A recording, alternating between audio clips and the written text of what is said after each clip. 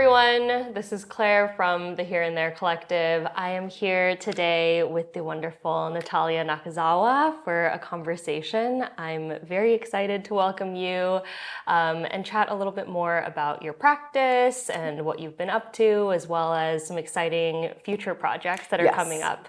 I think to get started, maybe you can introduce yourself a little bit and introduce your practice. Sure. My name's Natalia Nakazawa. I'm an artist that really works across like painting, textiles, social practice.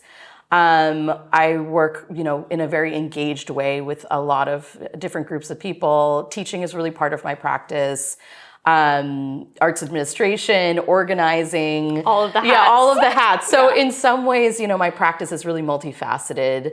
I really care so much about creating intergenerational space where different groups of people can come together and really share stories, talk about their own histories, and in this way sort of like form the futures that we want by really staying present and having the conversations that many other spaces don't facilitate. So, we can't have these conversations oftentimes in a school setting or even at home. Sometimes it's difficult to have the conversation. So I like to create just like spaces for us to have these conversations about identity, about belonging, about collectivism, collective action. So that's what I hope my work does through all kinds of mediums. And I hope like my work can capture different kinds of attention spans and different types of people through the work.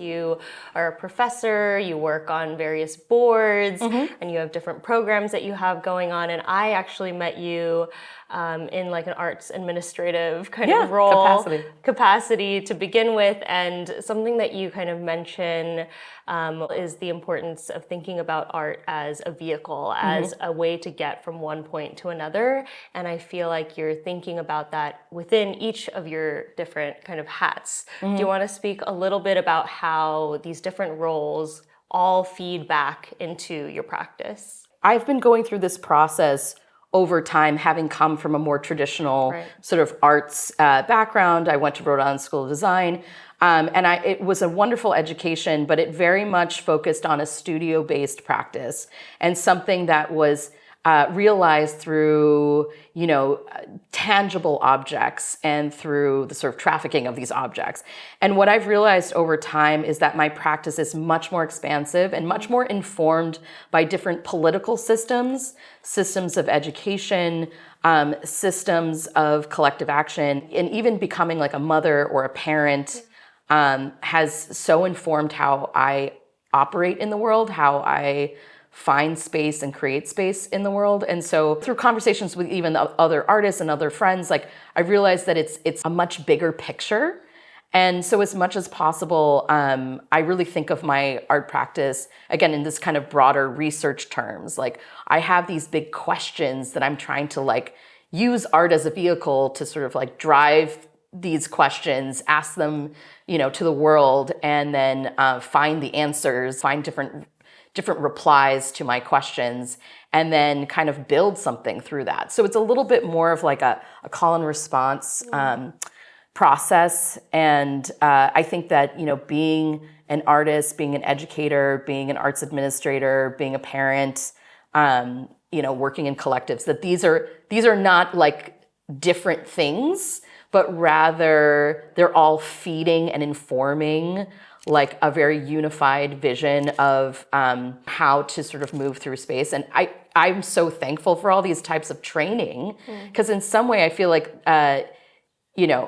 when I'm trying to solve a problem in, let's say, a particular project, I can go to all these various trainings that I have to like pull information and like use all these different resources. So in some ways, I just feel like I'm really equipped to like use all these resources and do all these different multifaceted projects, which has been so incredible for my art practice. I think That's a perfect kind of segue to speaking about your ongoing project, Our Stories of Migration, which I have, and so many people who know your work have seen through many different kind of iterations and specific projects, whether it's particular art pieces, interactive programs, conversations. Do you want to talk kind of about the origins of this project and the ways in which that's expanded since then? Yeah, so thank you for that question. I mean, the origins of Our Stories of Migration came during the first Trump administration, and it also came out of a direct collaboration between Catherine Gressel, who is the curator. I was invited to be in a two-person show at the Old Stone House in Brooklyn with Cecile Chong. Yeah. And it was really about collaboration, translation. And Catherine, as the curator, was like, how do you think your work sort of engages others, and sort of invited us to come up with a collaborative project? And I was like, this is great. The Old Stone House in Brooklyn is a neighborhood embedded museum. So it's right next to a playground. It's really a space where community converges, and a lot of different types of people use that. Kids and families really go to the Old Stone House. So I thought, okay, families. I want to work with families. And then the other thing is my dear friend from RISD, Amy Sunners. She was also teaching at MS51, which is a middle school that was right next door. So it was like a perfect storm where I was like, okay, I am horribly disturbed by sort of all of the anti-immigration policies that were rolling out at the moment. It was scary. It's still scary. Every moment is scary. But I was like, how can we meet this moment with families and be in conversation around it? So it really came out of this moment of like need, and also this incredible collaborative moment between a local museum, a curator, a middle school educator, and myself. And myself as the artist was like, okay, well, how can I bring us all together? And that's where the collective textile came out. Because I thought, what's a surface that is inviting to everyone? And textiles in so many ways is something that's familiar even to all ages. So I created this sort of like world tapestry, thinking about how, again, textiles unites us all. And oftentimes within textiles, you can see so much of this sort of, inter and intra-cultural exchanges, the sort of subtleties of new ideas happening, or people encountering new materials or new symbols or new concepts, and wanting to communicate that. So textiles is a perfect place to discuss the richness of sort of human expression. And then, really worked with students. I worked with the kids, the middle school kids, and I developed a sort of curriculum around it. So we talked about our own histories. I had students bring in photographs of their ancestors. We shared stories. We talked about what we know, what we don't know, because I said what you don't know is equally as important as what you know. The gaps, and I have gaps. We all have gaps for sometimes political reasons, sometimes various reasons that we have these huge gaps of knowledge. And I said, the gap is just as important as what we know. We've had a really wonderful several weeks of like conversation. And then when we had the exhibition at the Old Stone House, the kids came, the families came, the teachers came, and it was this wonderful eureka moment where I was like, oh, all of my skill sets came together in this project. That was the beginning of Our Stories of Migration as, again, this bigger research project where I'm really thinking about what does it mean to claim ourselves and to claim our own stories and to tell our own stories rather than relying on textbooks, rather than relying on sort of historians or other kinds of entities to tell our stories. I was really inspired by Orhan Pamuk, who's a Turkish author, who has this one quote that basically says, like, we all know that individual stories, like your story, my story, our individual stories are much more humane, joyful, incredibly rich, interesting than any kind of national story or any kind of broader historical story.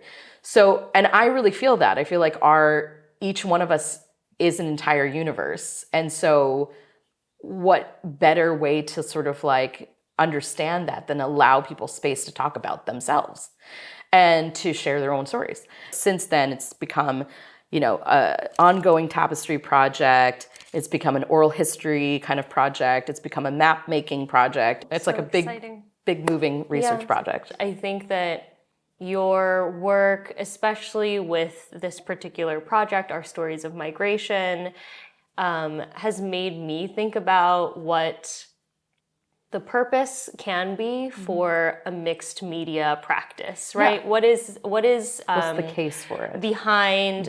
Okay, there's painting, there's ceramic, there's textile, and then they all kind of come together in various different ways. Because for you, I feel like you really are meeting people where they are most easily kind of accessible, especially when you're talking about like the reason as to why you decided to work with textile. Yeah. Can you talk a little bit about, we were just talking about an upcoming project that may use multiple different kind of mediums within one piece, and we're surrounded by all different kinds of works that include and don't include these various mediums. Can you talk about kind of materiality as an important factor in your practice? I think that you pointed out something that I hadn't even thought about, but there is a primacy to the engagement or to the access that is really important to me. So when I'm deciding on a material, I'm always thinking about, well, how can this really catch somebody's attention? How can this really, again, meet all types of attention spans? And in some ways, like what I'm really interested in is drawing people in so that we can have the discourse. Because if they're not in it, if they're not engaged with the work, I don't feel like there's much I can do. I mean, that's perfect, because what I was going to ask you next is about this relationship to collectivity within your practice, because you and I are both part of Asianish. Yes. And you also sit on the board with another collective, Flux Factory, where we are today in your studio. And I was hoping that you could talk a little bit about your role here and some exciting upcoming things for Flux Factory as well. Totally, I will. And again, like working in collective makes total sense to me. I don't know how anybody gets anything done as an individual. I certainly don't get anything done that way. But I just want to also shout out my artist parent group, because I have another collective that we created along Eileen Lynch, who's over at the Bronx Museum. And the two of us were really like, there's so many of us creative practitioner parents who need space to sort of like talk about how to just move through the world with families and with young kids. But I think that collectives are wonderful ways to like move through the world. It's incredible to see also what other people are thinking and share ideas. And at Flux Factory, I mean, one of the things I'm really passionate about is collective action. And so the fact that it's been an ongoing artist collective for 30 plus years, and so successful in generating really, truly experimental and emerging art, and supporting artists who work on, at the fringes and places that aren't typically supported, people that are working in really community collective-based things like, anything from video to performance to parades to parties, and creating sort of more kind of happenings, I think is incredibly important, because not everything, I think the art world in some ways has been so overly professionalized to the point where it's eliminating just the general creativity that can happen with a couple of folks getting together and baking something, or just hanging out and doing nothing particularly productive. As we kind of wrap up our conversation, I was hoping that you could share with us, I also want to give you a chance to speak. I know you talked a little bit about Socrates. Maybe you can expand a little bit about the project that you are going to be sharing there, as well as kind of what's been interesting to you lately. Well, I'm so excited to be a Socrates Fellow for this year. I think that it's also like a really important healing space for me to know that I'm going to be able to work in public, because and outside. And in the past, I taught as a DOE, as a Department of Education high school teacher, and I taught for many years at Long Island City High School. And so my ambition is to work with high school students and work with some of my also past students from Queens College, from Parsons, from Cooper, and really make sure that I'm inviting, students and young people and families to come in and record their stories, because the idea is that I'm also sort of operating on the shoulders of this Puerto Rican activist group called Charas that operated in the 70s. And at the time in 1976, they wanted to really address issues of sustainability, issues of immigration, just like how they were going to survive. So they did this very interesting experimental collaboration with Buckminster Fuller, who, is the sort of utopian architect. And Buckminster's assistant ended up training them, Charas, how to build geodesic domes, which are it's like a mathematical nightmare. It's all coming together. It's a mathematical nightmare, Yeah. but basically they're very challenging to physically build. And they ended up building several of them in the Lower East Side in the late 70s. And using them as these pop-up spaces for workshops, for discussions, for, again, community engagement. And my idea is basically to go back, to revisit that moment, to acknowledge that as the incredibly important starting point for my conversation, which is to say we're still in the same situation. Right. We still have so many needs that are not being met. How can we address them? And how can the land be a place where we start, where we open up that discussion? So very much acknowledging Socrates as like a place, and then thinking about this historical moment of cross-pollination between, again, a group of just radical activists and an architect, Right. And thinking about how I can be in these sort of collaborative spaces, opening up possibilities for my community and saying, hey, come, record your stories, bring objects that are important to you. I will be creating a mobile oral history recording station that I'm thinking of also like this research hub to allow people to record their own histories, to 3D scan objects, and to continue the sort of storytelling project that it has been. And then the idea is that over the course of the entire life cycle of this sculpture, that it's going to be at one point a recording station, and then the hope is that I'm going to take it apart and reconfigure it into furniture that then will be donated. Then will be donated to community gardens. So I'm hoping that I will, after the sort of life of the project at Socrates, I'll be able to reconstruct it, reconfigure it as furniture for a community garden that will be able to be used in a different way. Yeah. Amazing. Well, I think that's the perfect place to end this conversation. This has been so amazing. Thank you so much for taking the time to talk with us today. Amazing. Yeah. Thank you so much. Thank you, Claire.